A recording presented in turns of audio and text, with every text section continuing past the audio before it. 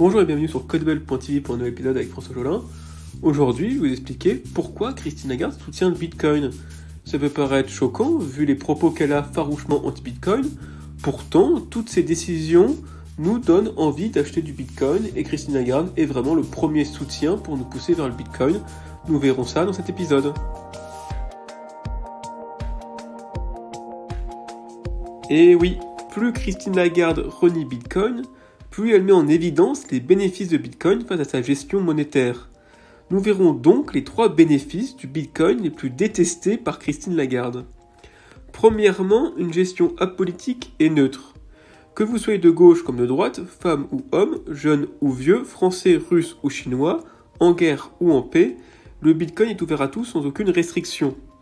Tout le monde peut utiliser le Bitcoin aussi bien comme de simple usager que comme validateur de blocs. Les règles du Bitcoin ne dépendent pas d'un agenda politique, de l'idéologie du moment ou d'événements extérieurs. Rien à voir avec Christine Lagarde qui accepte volontiers l'argent des Russes en Europe pour mieux les confisquer par la suite. Ou encore, elle va attendre que son candidat copain Macron soit réélu avant de remonter les taux. En effet, début mars, Christine Lagarde semblait pourtant frileuse à l'idée de relever les taux. Il faut dire qu'avec 600 milliards d'euros de dettes accumulées en 5 ans et un Bruno Le Maire qui crie sur tous les toits que ce n'est pas un problème car les taux sont bas, il valait mieux attendre la fin d'élection pour ne pas contrarier vos copains. Et ainsi, une fois l'élection passée, Christine Lagarde fait remonter les taux d'une manière, je cite, spectaculaire, d'après l'article du Monde en question. Face à la girouette de la BCE qui à tout moment change les règles et distribue les bons et les mauvais points, Bitcoin fait figure de temple immuable et ouvert à tous. Deuxième bénéfice de Bitcoin, la fin de la planche à billets. Les règles Bitcoin sont figées et elles ont été choisies pour protéger votre épargne d'une inflation. Bitcoin se veut comme un or numérique, ainsi ses réserves sont fixées à 21 millions d'unités, et plus le temps passe, plus la découverte de nouveaux Bitcoins tend vers zéro. Là encore, cela tranche avec l'inarrêtable planche à billets de Christine Lagarde. Depuis son entrée en fonction le 1er novembre 2019, le bilan de la BCE a quasi doublé. Sur les 4 800 milliards d'euros déjà déversés dans l'économie avant 2019, Christine Lagarde a rajouté à elle seule 3,7 milliards d'euros. Ce qui culmine le bilan à 8,5 milliards d'euros, soit quand même 80% du PIB de toute la zone de l'Union européenne. Pourtant, l'humanité a utilisé de nombreuses monnaies telles le blé, les épices, le sel, les métaux ou même des coquillages, mais avec les monnaies fiduciaires étatiques, c'est la première fois que les citoyens acceptent une monnaie imprimable à l'infini par leur souverain. Et cette ineptie doit cesser. Troisième bénéfice de Bitcoin, être sa propre banque. Dès que vous confiez votre argent à une banque, il cesse d'être votre argent.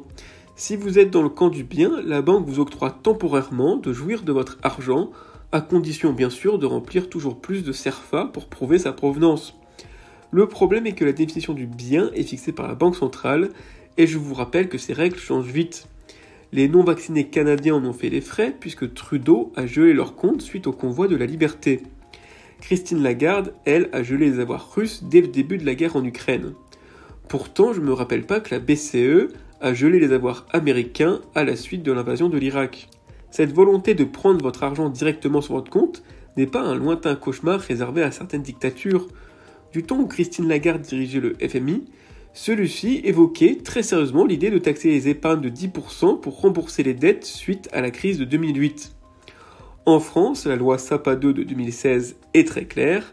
Je cite la loi, le Haut Conseil de stabilité financière est autorisé à suspendre, retarder ou limiter les retraits d'argent ou arbitrage sur l'assurance vie. Fin de citation de la loi. Et oui, l'État peut geler les assurances vie à tout moment. En soi, il ne doit rien spolier, mais bon, si pendant le gel de vos avoirs, une inflation de 10% passe dessus, c'est tout comme. Du côté du Bitcoin, tout est scellé mathématiquement.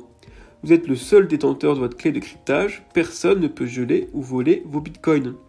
Dans le temple Bitcoin immuable et ouvert à tous, la salle des coffres est publique et n'importe qui peut demander son coffre. Tous les avantages du Bitcoin sur la BCE alimentent la haine de Christine Lagarde contre lui.